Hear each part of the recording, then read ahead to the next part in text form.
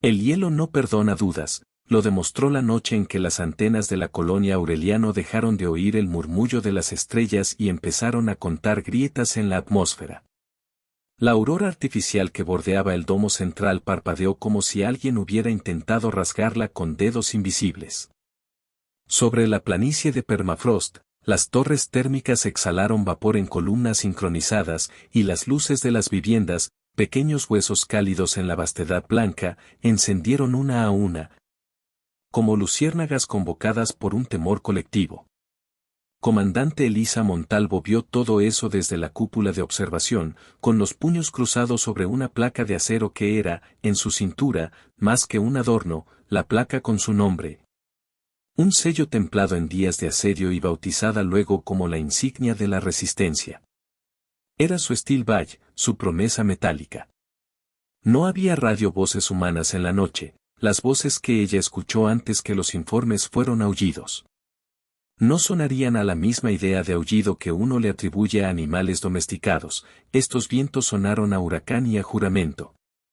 Eran los lobos de la colonia Aureliano, lobos criados, modelados, entrenados para la frontera de hielo, sus pelajes reflejaban la aurora metálica, sus respiraciones humedecían el visor de los drones de vigilancia.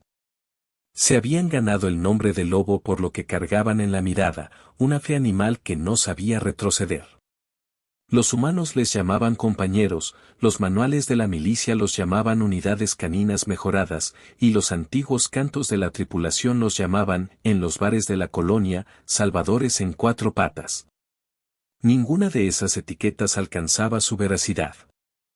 Esa noche, cuando las sombras crecieron en la periferia y algo que no tenía mapa se acercó al horizonte, los lobos no dudaron.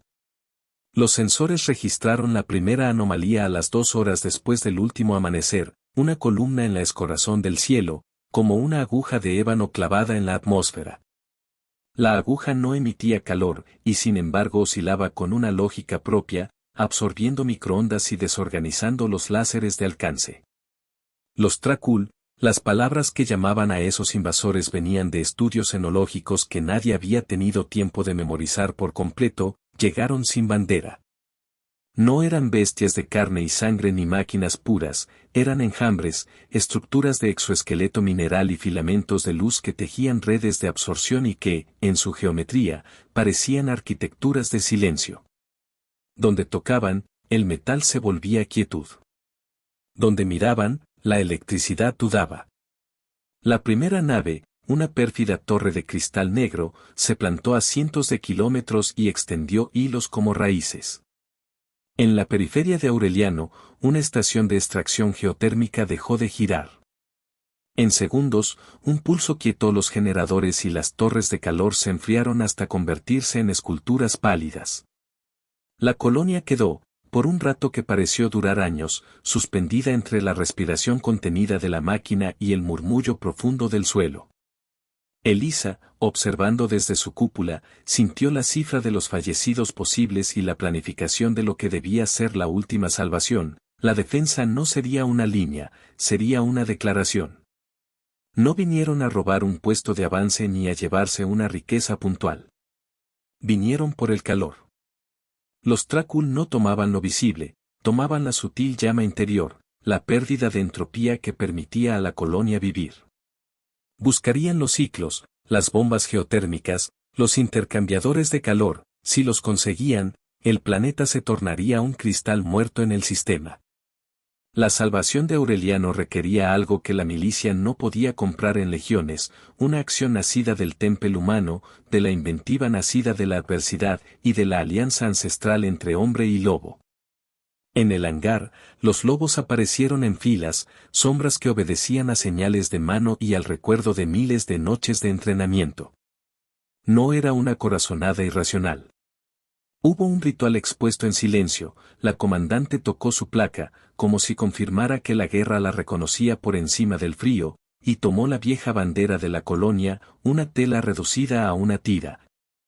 Su estandarte chamuscado por los incendios de expediciones pasadas. La bandera había sido salvada de un accidente de nave hacía años, por eso ahora su fibra era un elemento sagrado de memoria, un scorched banner que devolvía a todo aquel que la mirase las palabras de los fundadores. Hicimos del hielo un hogar. Elisa no pronunció esas palabras. En su garganta se asentó una promesa muda. La bandera fue enrollada con decisión y colocada en la mochila de un lobo llamado Cairo, un animal viejo de ojos pálidos que seguía a la comandante donde ella iba. Cairo y su manada no eran una simple herramienta, eran un complemento moral.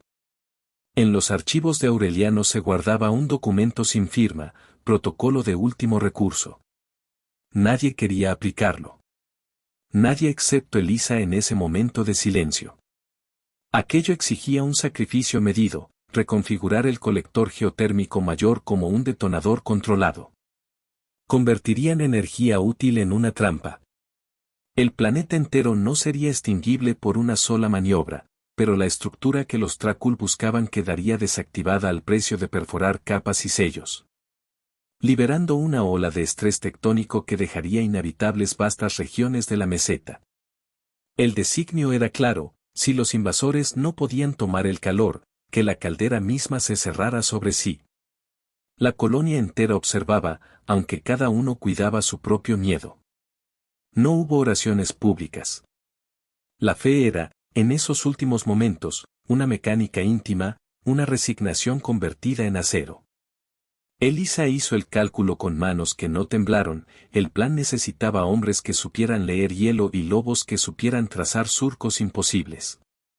Necesitaba a alguien que se atreviera a dejar el domo y entregar la inocencia de una biosfera por una esperanza. La organización de la defensa fue una coreografía fría y precisa, como si el planeta mismo hubiera dictado el ritmo. Elisa reunió a los capitanes. No hubo discursos, solo decisiones y asignaciones. En la pantalla central, las proyecciones mostraban el mapa del subsuelo, capas de roca, cámaras de calor, rutas de intercambio. El plan consistía en 3 actos. Primero, contener los enjambres para ganar tiempo. Segundo, infiltrar equipos hasta la cámara madre del colector geotérmico. Tercero, activar el mecanismo de cese diseñado para liberar ruido tectónico y provocar un colapso controlado que vendría acompañado de una barrera de interferencia térmica. Todo calculado para que, cuando la columna Trácul intentase apropiarse, la pieza de ingeniería que necesitaban quedase arruinada. Álvaro Serrano, jefe de tácticas, trazó líneas con el dedo sobre el holoplano sin prisas.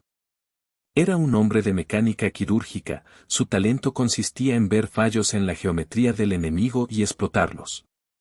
Su pelo recogido por un gorro térmico, sus manos manchadas con grasa y un medidor de pulso en el antebrazo, era un alma que creía en la precisión.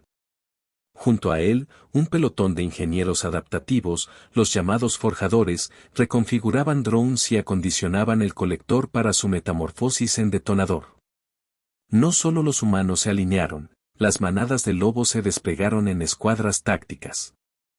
Habían sido adiestrados no para la guerra convencional, sino para la guerra del paisaje. Su instinto de caza se transformó en método para esquivar hilos de energía, abrir pasos por nieve compacta y detectar vibraciones del suelo muy por debajo de lo que los sensores mecánicos podían registrar. Sus collares incluían nodos de comunicación que enlazaban sus indicaciones con la red de la colonia. La manada se volvió, al instante, una extensión del pensamiento táctico. En los mejores momentos, humanamente imposible; en los peores, lo más cercano a lo que podía considerarse heroísmo. El plan de Elisa exigió personal para la operación de cavado y sellado de cámaras. Seleccionó equipos con la claridad de quien corta para evitar infecciones. Nominó a 3 escuadrones: Beta, encargada de asegurar rutas de acceso; Norte, responsable de colocación de cargas y maniobras de distracción; y Alfa, la unidad de sacrificio que iría hasta la cavidad mayor para disparar el cese. La elección de Alfa fue un acto de confianza fundido con estrategia.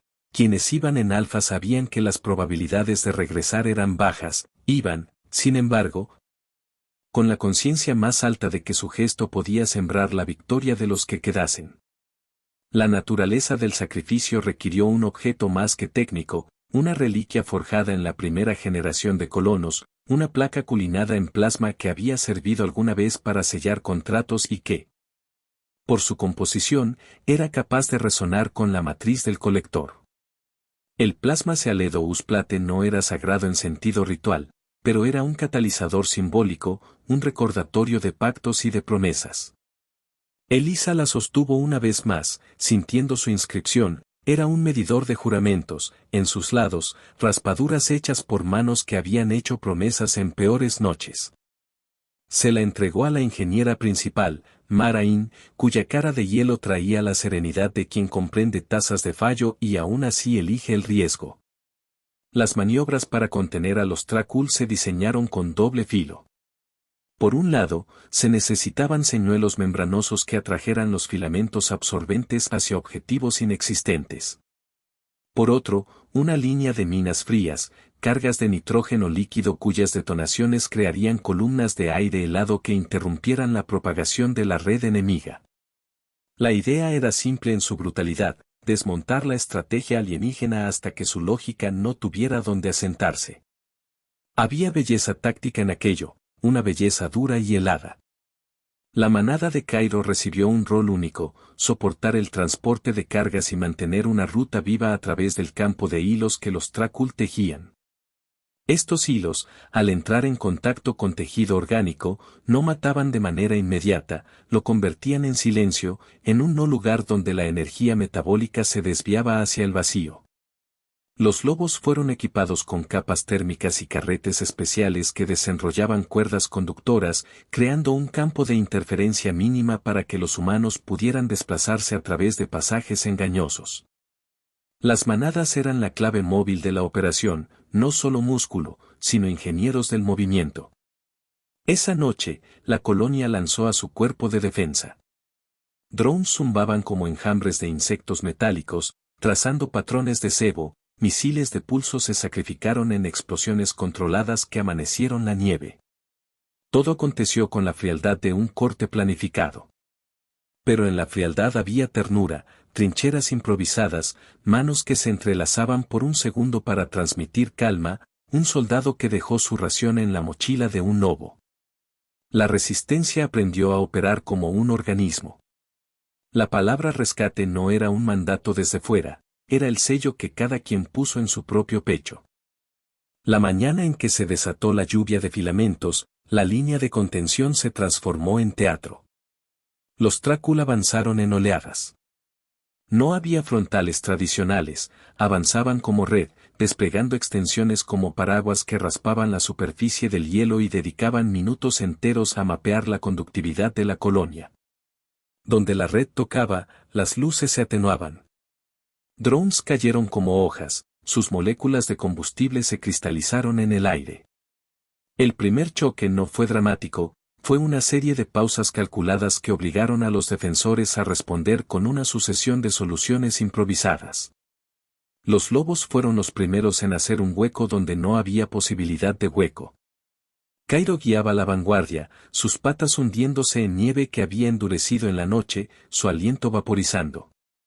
Bajo su pelaje, las pequeñas lentes térmicas y los carretes compactos funcionaban como músculos auxiliares, desenrollaban y anudaban como si bordaran un tapiz contra la gravedad.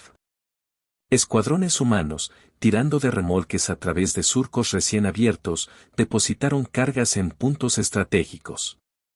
Explosiones contenidas levantaron columnas de escarcha que parecían estandartes, y por un breve instante la estética bélica fue poesía en cámara lenta, luz blanca, fragmentos de metal, respiraciones contenidas. Pero el enemigo respondió con una lógica que no conocía temor. Los Trakul aprendían en tiempo real, las redes se reorganizaban, consolidando nodos que aspiraban calor y sonido. Donde la detonación creaba un hueco, ellos cerraban con espinas de cristal y expandían un campo de resonancia que hacía vibrar los aparatos de escucha. Los humanos empezaron a sentir la presión en su carne y en sus corazones. El número de bajas se incrementó con exactitud mecánica. Fue entonces que salvar significó pagar en carne. Alfa, la unidad de sacrificio, se movió desde el domo con la solemnidad de una oración en marcha, y sin palabras. Ese desplazamiento fue cronometrado, con lobos marcando y desmarcando la ruta para confundir a los filamentos. Marain y su equipo, equipados con el plasma Sealedo Usplate, se dirigían a la cavidad madre con la respiración de quienes saben que llevan el peso de otros. El trayecto fue un catálogo de pequeños milagros, un soldado que encontró la forma de arreglar un cable con metal fundido, un lobo que arrastró a un herido fuera del radio de absorción, un ingeniero que improvisó un escudo de carbono. El enfrentamiento en la cavidad fue un combate de sombras. Los Trakul tenían la capacidad de mutar su geometría, se estiraban en membranas que se pegaban al hielo, formarían rasgos afilados que removían la presión de las tuberías. O se concentraban en nudos compactos para extruir un pulso. Mara colocó la placa restauradora en el corazón del colector, conectando nodos que chispeaban como insectos eléctricos. La placa, a su vez, debía ser activada en cadena con cargas secundarias, su resonancia era el detonador lógico para un mal funcionamiento que produciría un colapso estructural controlado. En la mente de Mara, cada cable era una historia, quien había soldado esa unión, quien había guardado la instrucción. Ella recordó una inscripción en la placa, rasposamente, las palabras de una generación anterior, y una sonrisa seca surcó su rostro por un instante, técnicas heredadas. El propósito de las cargas no fue simplemente destruir, fue hacer que el colector, en su intento de estabilizarse, se autoflotara en una disonancia de ciclos que dejara a los Trakul sin la referencia térmica que buscaban. Se trataba de un truco matemático, si el enemigo no encontraba un polo térmico coherente, sus hilos colapsarían hacia el vacío.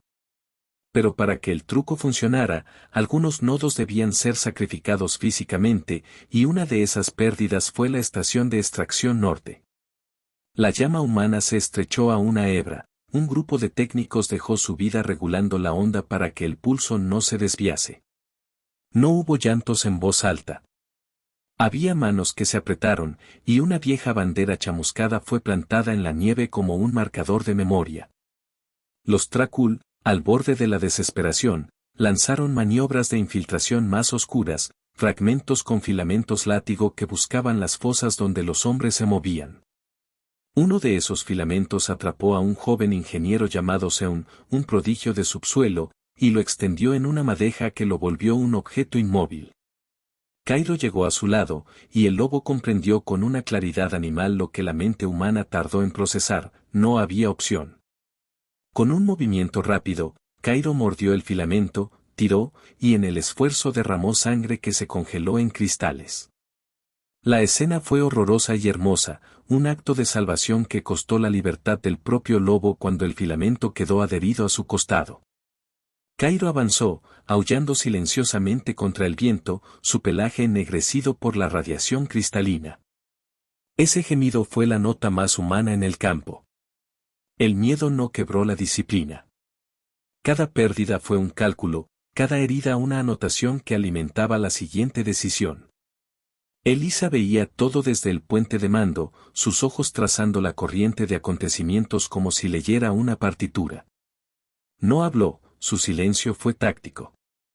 Se permitía pequeños actos, una mirada hacia la placa de su cadera, un gesto con la mano que se tradujo en órdenes micro. En una de las proyecciones, la figura de la cavidad se iluminó como un corazón humano. El tiempo se volvía la moneda de la operación. Si ganaban minutos, podrían asegurar zonas limpias, si perdían, la ilusión de control se rompería. Y así la contención aprendió crueldad. Las oleadas enemigas se agotaban en muescas, las redes de los Trakul mostraban fisuras. Los humanos respondían con improvisaciones que parecían rituales, un dron que se encadenó a un fragmento enemigo y explotó en una nube de fragmentos, lobos que arrastraban camillas con heridos por surcos recién abiertos. La tecnología humana, lejos de ser asombrosa, era práctica y vieja, reciclada en la urgencia. Aureliano mostró la anatomía de su resistencia: acero, piel, furia contenida, lealtad compartida. El acto final se desarrolló bajo una lluvia de luz que no era luz sino un filtrado geométrico, los Trakul emitían tonos que hacían vibrar la piel. Las cargas secundarias estaban colocadas, la placa de plasma sellada, encajada en su cámara como una llave que aguardaba ser girada. Solo que en la llave pesaba más que metal, estaba la suma de nombres individuales, el uso del sacrificio practicado. Alpha entró primero. Sus miembros se movían como si fueran parte de la estructura, abrazaban columnas, manipulaban válvulas, tatuaban nuevas soluciones en paneles que crujían. La operación pedía manos frías y corazones despabilados. Nadie dijo que la razón siempre sería suficiente. Mara activó la secuencia. Un destello bajo la nieve recorrió los conductos. Las bombas de pulso hicieron su parte, una serie de microexplosiones deliberadas que empujaron la resonancia hacia la disonancia.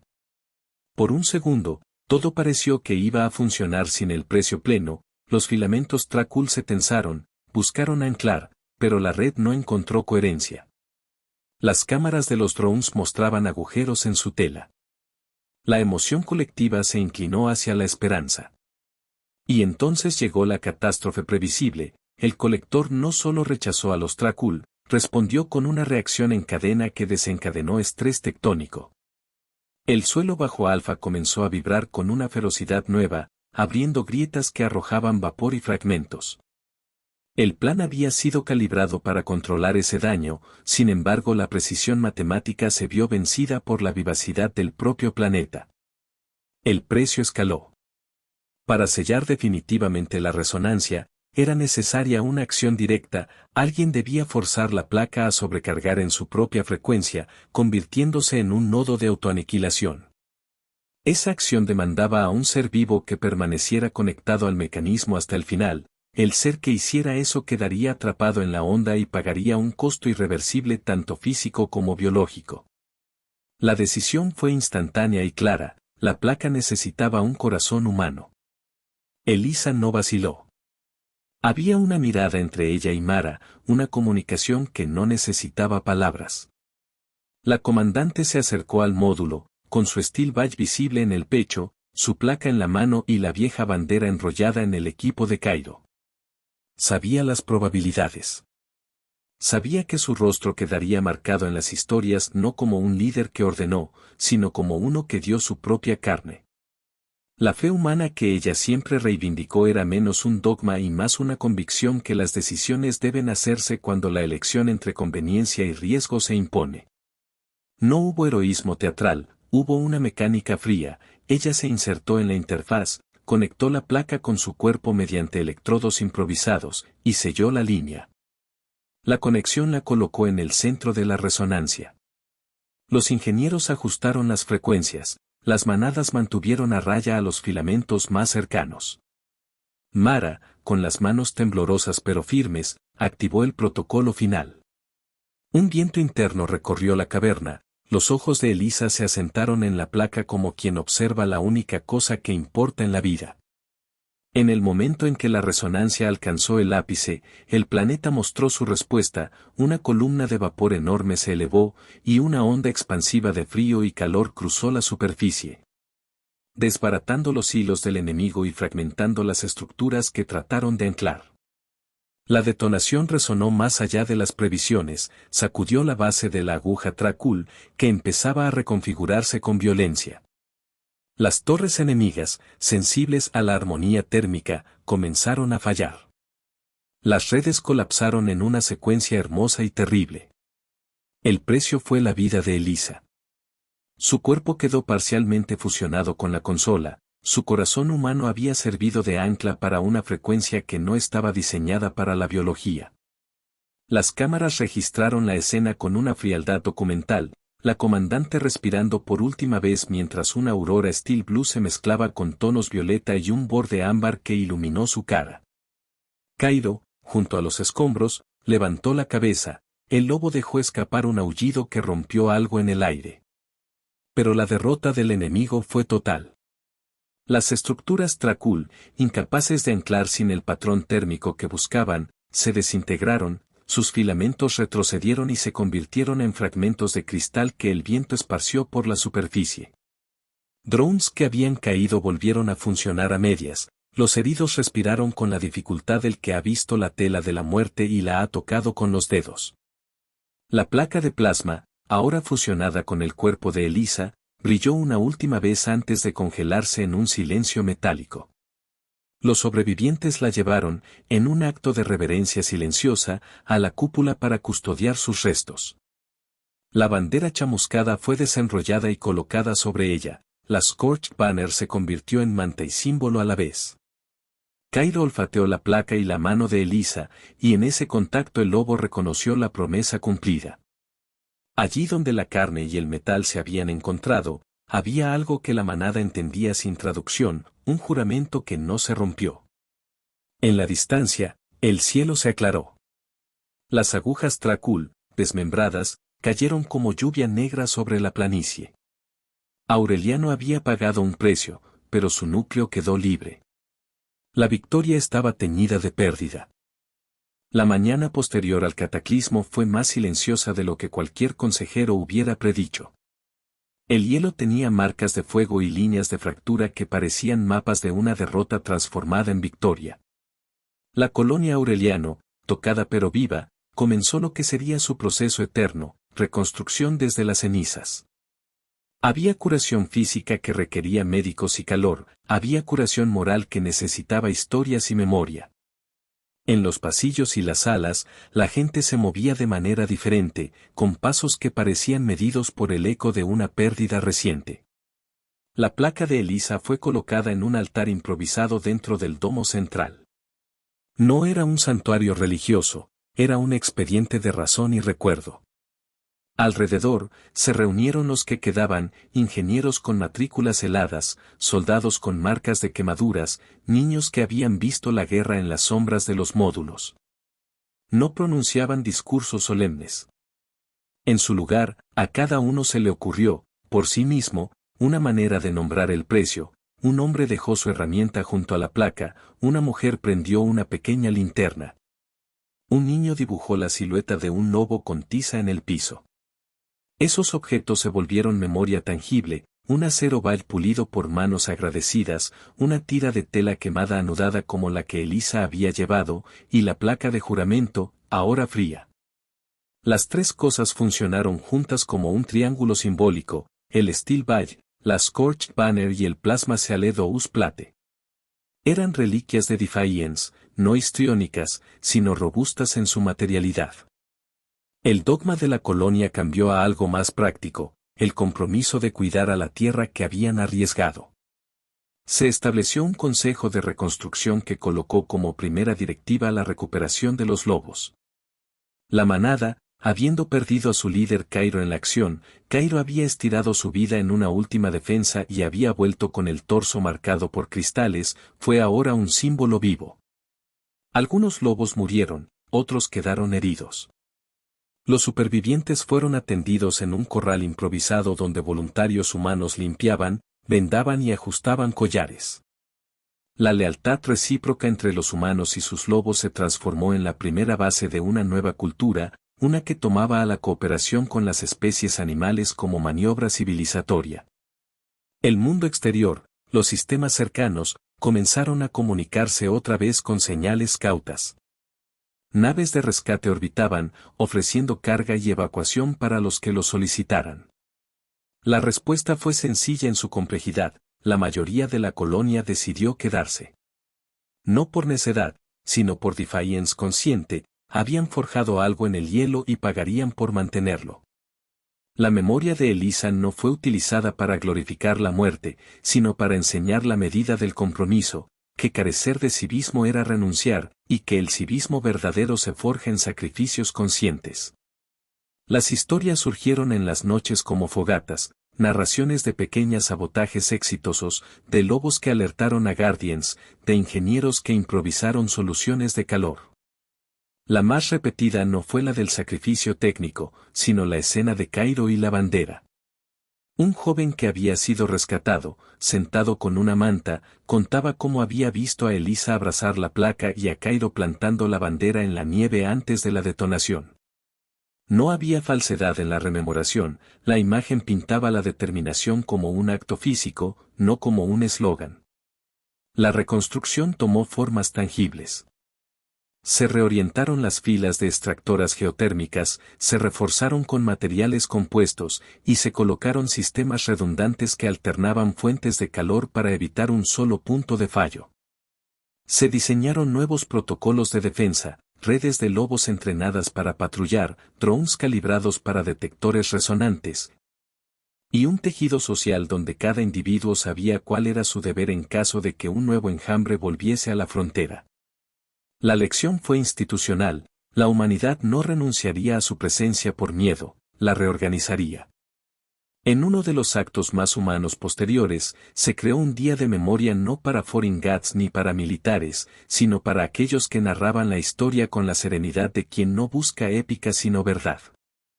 Se llamó el Día del Juramento y la bandera, se desplegaba la Scorched Banner, se pulía la Steel Badge, y la placa de plasma permanecía cubierta pero visible.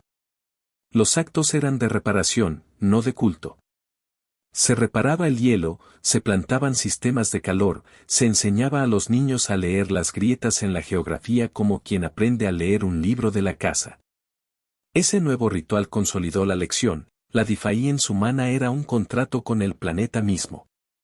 Fuera de la frontera de Aureliano, las piezas rotas de los Tracul permanecieron como ruinas. Los equipos científicos, con respeto y precaución, comenzaron a estudiar los fragmentos, buscando el porqué de su dependencia del calor. Descubrieron que la estructura alienígena interactuaba con la termodinámica local de una manera que distorsionaba la continuidad del flujo de energía. Al perder su ancla en Aureliano, su patrón de expansión se interrumpió.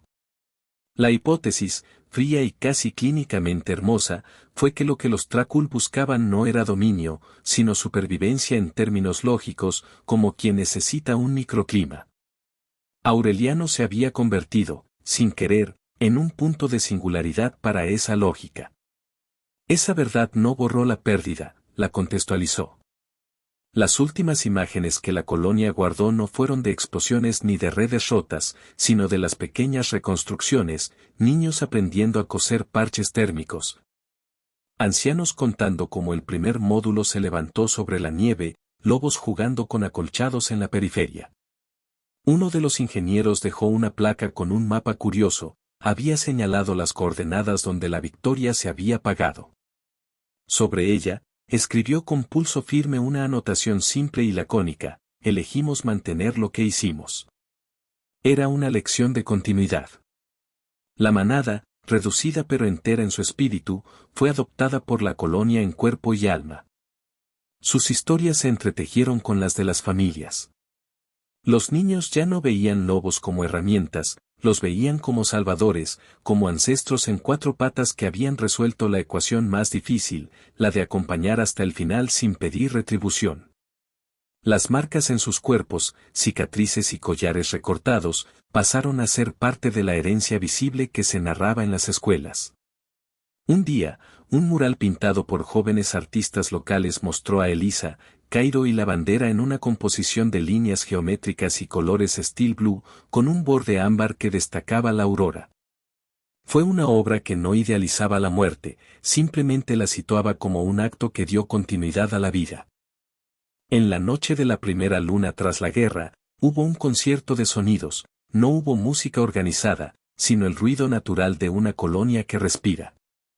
Se escucharon pasos, herraduras mecánicas al rearmar transportes, lobos que aullaban en la periferia. En el centro del domo, junto a la placa, las generaciones más jóvenes colocaron una nueva bandera, íntegra esta vez, tejida por manos que conocieron el fuego, no para reemplazar la Scorched Banner, sino para acompañarla. Fue un acto de decisión, no se trataba de borrar lo que fue, sino de tejer con ello un futuro. Y cuando el humo se disipó, solo la fe seguía en pie. Vinieron por un planeta, pero encontraron a la fe humana encendida.